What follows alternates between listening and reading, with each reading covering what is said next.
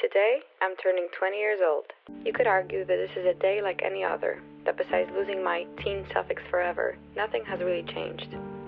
But I must say, and I guess you could attribute that to my nostalgic and slightly overdramatic nature, this day feels special, almost monumental. From the day we are born, each of us goes through these milestones, marking the inevitable passage of time. Your first birthday, congratulations, you've been alive for a whole year. Your 10th birthday, you're not a little kid anymore. Your 16th birthday, you get the first taste of adult life, and by that I mean you can legally get a job or drink beer in Germany, if you fancy it.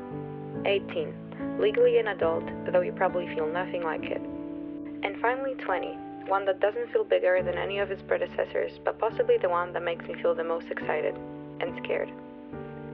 If you're anything like me, you have a soft spot for stories of teenage extravaganza, romanticized by movies like The Perks of Being a Wallflower or Lady Bird. Skipping school with your friends, kissing boys at parties, driving your mom's car, and savoring long, carefree summers. Turning 20 feels like getting even further away from this reality that was my comfort place for so long, and one that I knew so well.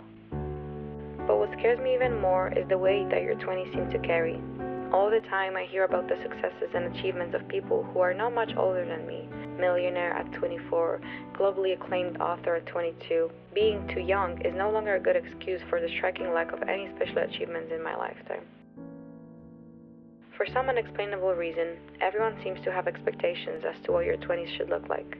They say it's the most crucial time in your life, in which you should not only reach certain milestones, finish university, get a job, rent an apartment, get a promotion, fall in love, get married, maybe start thinking about having kids, but also grow up and find yourself.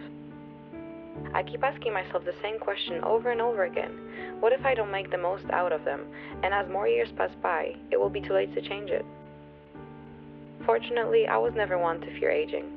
I think it's such a beautiful thing to be able to observe myself growing wiser year by year, understanding myself more and changing for the better.